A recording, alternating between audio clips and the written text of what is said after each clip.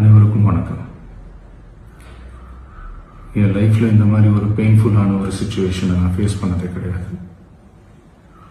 மனசு முழுக்க வலி வலி மட்டும்தான். இந்த சுற்றுப்பயணத்தில் என்னென்ன மக்கள் பார்க்க வராங்க, அதுக்கு ஒரே ஒரு காரணம் தான் அவங்க என் மேலே வச்சிருக்கிற அன்பும் பாசம். அந்த அன்புக்கும் பாசத்துக்கும் நான் எப்பவும் கடமைப்பட்டிருக்கிறேன். அதனால தான் இந்த சுற்றுப்பயணத்தில் மற்ற எல்லா விஷயங்களையும் தாண்டி மக்களுடைய சேஃப்டி, அதில் எந்த காம்ப்ரமைஸும் பண்ணிடக்கூடாதுன்றதுக்காக தான் அது என் மனசில் ரொம்ப ஆழமாக இருக்கும் அந்த எண்ணம். அதனால தான் இந்த அரசியல் காரணங்கள் எல்லாத்தையும் தவிர்த்துட்டு ஒதுக்கி வச்சுட்டு மக்களுடைய சேஃப்டி மட்டும் மைண்டில் வச்சுக்கிட்டு அதுக்கான இடங்களை சூஸ் பண்ணுறது, அதுக்கான இடங்களை பார்த்து பெர்மிஷன் கேட்கறது, போலீஸ் டிபார்ட்மெண்ட்டில் அதை ரிக்வெஸ்ட் பண்ணி கேட்போம். ஆனால்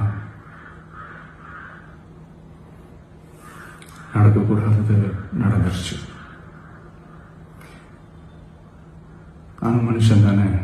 அந்த நேரத்தில் அத்தனை பேர் பாதிக்கப்பட்டு இருக்கும்போது எப்படி அந்த ஊரை விட்டுட்டு என்னால் கிளம்பி வர முடியும்? நான் திரும்ப அங்கே போகணும்னு இருந்துச்சுன்னா அதை ஒரு காரணம் காட்டி அங்கே வேறு சில பதட்டமான சுச்சுவேஷன்ஸ், வேறு சில அசம்பாவிதங்கள் அந்த மாதிரி எதுவும் நடந்துடக்கூடாதுன்றதுக்காக தான் நான் அவாய்ட் பண்ணேன். இந்த நேரத்தில் சொந்தங்களை இழந்து தவிக்கிற இத்தனை குடும்பங்களுக்கும் என்னுடைய ஆழ்ந்த இரங்கலை தெரிவிச்சுக்கிறேன். எனக்கு தெரியும், என்ன சொன்னாலும் இது ஈடையாகாதுன்னு எனக்கு தெரியும். ஹாஸ்பிட்டலில் ட்ரீட் பண்ணிகிட்ருக்கிற எல்லாருமே சீக்கிரமாக க்யூர் ஆகி வரணுன்றதை இந்த நேரத்தில் நான் வேண்டிக்கிறேன். கூடிய சீக்கிரமே உங்கள் எல்லாரையும் நான் சந்திக்கிறேன். இந்த நேரத்தில் எங்களுடைய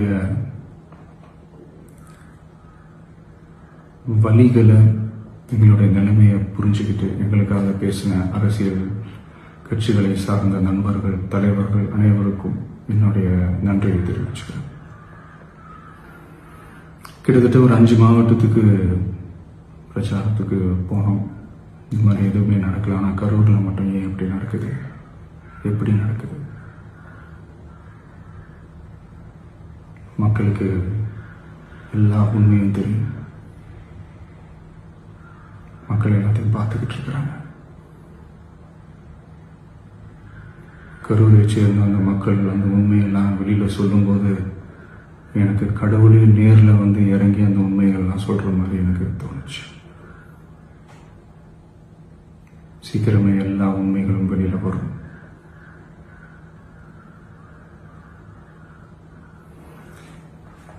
எங்களுக்கு தரப்பட்ட இடத்துல நாங்கள் போய் அந்த ஸ்பாட்டில் நின்று நாங்கள் பேசிட்டு வந்தோம். அதை தாண்டி எந்த தவறும் எங்கள் சைடில் நாங்கள் எதுவுமே செய்யலை. பட் இருந்தாலும் எங்கள் கட்சியை சேர்ந்த நிர்வாகிகள், தோழர்கள் மேலே எஃப்ஐஆர், அது மட்டும் இல்லை சோஷியல் மீடியாவை சேர்ந்த நண்பர்கள், தோழர்கள் அவங்க மேலே எஃப்ஐஆர்லாம் போட்டு இப்போ பிடிச்சிட்டு இருக்கிறாங்க.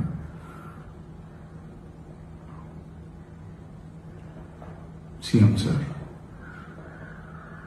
உங்களுக்கு ஏதாவது இந்த பழி வாங்கணும் அப்படின்ற எண்ணம் ஏதாவது இருந்துச்சுன்னா என்ன வேணாலும் பண்ணுங்க. அவங்க மேலே கை வைக்காதீங்க. நான் ஒன்று வீட்டில் இருப்பேன், இல்லை நான் ஆஃபீஸில் இருப்பேன். என்ன வேணாலும் செய்யுங்க. நண்பர்களே, தோழர்களே, நம்மளோட அரசியல் பயணம் இன்னும் ஸ்ட்ராங்காக, இன்னும் தைரியத்தோட கண்டினியூ ஆகும்.